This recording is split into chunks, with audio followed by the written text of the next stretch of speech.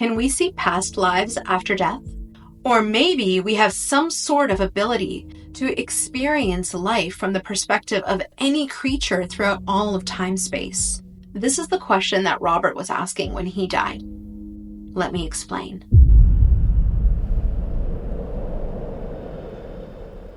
It's 1961, and a young boy named Robert broke his arm when he was playing in his clubhouse. Now, it's been a few weeks, and he's about to have his cast taken off. And the day that he is to have his cast removed, he and his brother find out that a neighbor has just recently opened their brand new swimming pool. And so they decide that, hey, let's go check it out. And so he and his brother go over and start playing around the pool, and Robert loses his footing by accident and falls into the pool. Now, normally this would be okay. Robert knows how to swim, but because he still had his cast on his arm, he wasn't able to tread water. His little brother watched as he frantically tried to swim to the ladder in the pool without success. And Robert eventually just started swallowing in water and started to drown. He drowned. Now, Robert says that when he started swallowing water, all of a sudden, everything became really bright, very brightly lit. And not only that, but he started to feel himself levitating. His body started rising up to the top of the water, and then it kept going. It kept rising up above the water until he was levitating over the pool and watching his little brother frantically rush to tell his mom what had happened to him. And of course, his mom hears this and she's in an absolute panic. She is freaking out. And in all of this commotion, two nearby painters hear all this commotion, and they run over and see Robert's body lying at the bottom of the pool. And so they go in and they fish him out. They now call the police. The police took him and his mother and his little brother, all of them together, to the hospital. The doctors start trying to resuscitate him, but the problem is they can't. Robert is watching all of this, and he's trying to tell them, hey, I'm here. Don't worry. But instead, he continues to see all the doctors and nurses panicking, frantically trying to resuscitate him. And he can also hear what they're thinking. And they're thinking in their heads, this kid is not going to make it. This is a lost cause. And then after a while of watching this, Robert starts to look around the room. His attention is now drawn elsewhere. And as he starts to scan the room, he notices that there's like a black, dark tunnel that's kind of been following him around. He hasn't paid much attention to this tunnel up until now. And now, as he turns his attention to this tunnel, he feels himself being drawn in.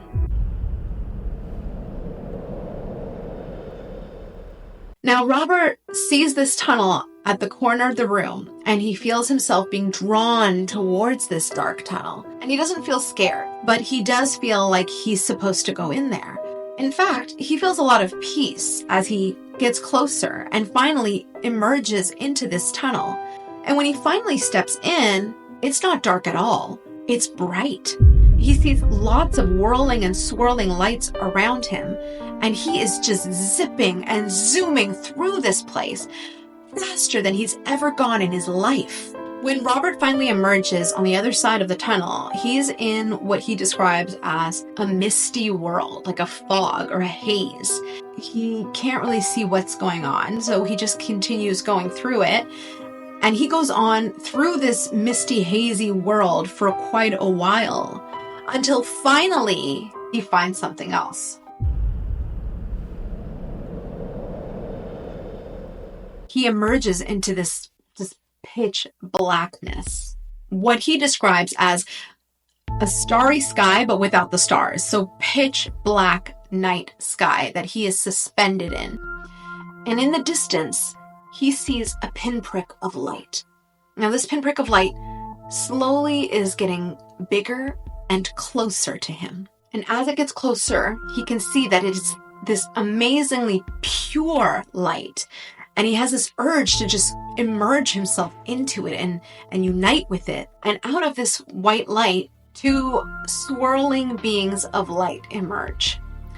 And they come up to Robert and they stop him. from entering the light. They basically ask him, "What are you doing here?" And he says, "Hey, I'm about to go into this light." And they're basically like, "No, you're not. Not yet. It's not your time.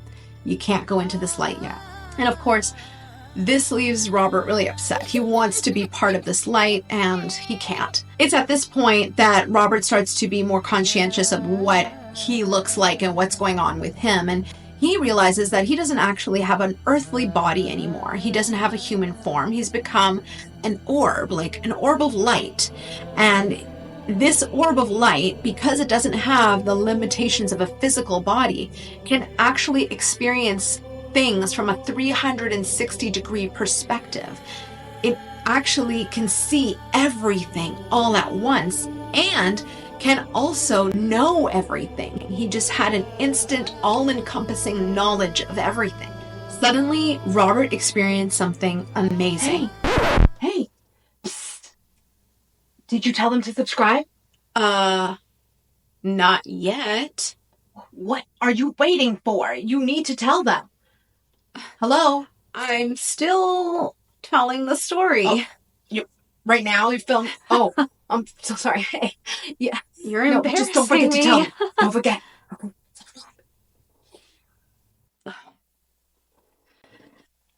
Sorry about that, folks, but she is right. If you want to support a small creator like me, it's really easy. You just have to click the subscribe button, make sure the bell icon's clicked, and give the video a like. Now let's continue.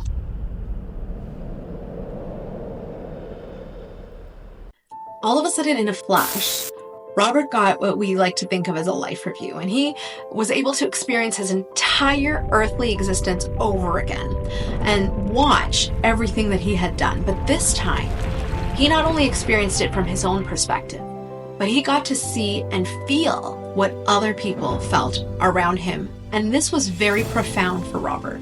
For the first time, he was able to experience the pain and the joys that he caused others to have, and realized that his life was like a stone or a pebble thrown in water that ripples into the water and ripples into the lives of others. And this caused him great joy, but also great sorrow when he realized the pain that he must have caused other people. And it was so painful to him that he started crying. And this light that was with him just wrapped itself around him and hugged him and gave him peace and comfort like a mother's hug would. The light beings at this point told Robert that he could also see things from a different perspective and told him to look inward. And when he did, he saw a string of infinite pearls. But these were not just any pearls. So Robert looks inside of himself and sees what looks like a string of like these infinite light pearls. And he reaches to touch one.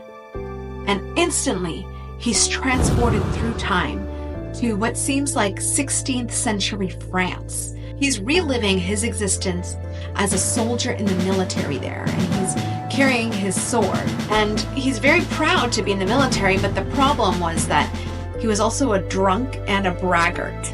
And he saw that this led him to being run through with a sword and dying with his face down in a ditch. Then Robert touched another pearl, and this time he was transported to his life in ancient Greece. And there he was also a member of the military and also died, but this time in battle. And then he decided to touch another pearl, and then he was transported to ancient Egypt. In this situation, he was actually a priest working in the temple, knowing all the temple secrets. And then the next pearl he touched, again, he was an ancient priest, but this time in Atlantis. And he knew a lot, and he understood a lot of the advanced technologies that existed at the time and the purpose for the pyramids. Then Robert touched a pearl a little farther back in time and became something that wasn't even human.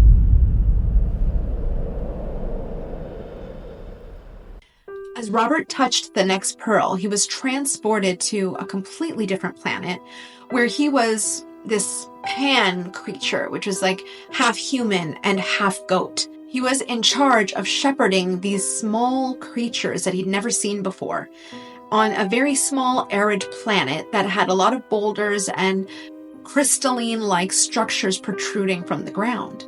Then Robert sensed that it was his time to leave, and so before he left, he reached back and touched one of the oldest pearls he could reach for, and he was transported once again, but this time into a dark void. He was this creature that was formless and existed in this darkness, in this void. Finally, the light beings pulled Robert out of that experience and told him it was his time to return home. Now, at this point, Robert still begrudgingly does not want to go, but he redirects his attention to look at where he had come from, and then he sees all of creation in space-time at the same time.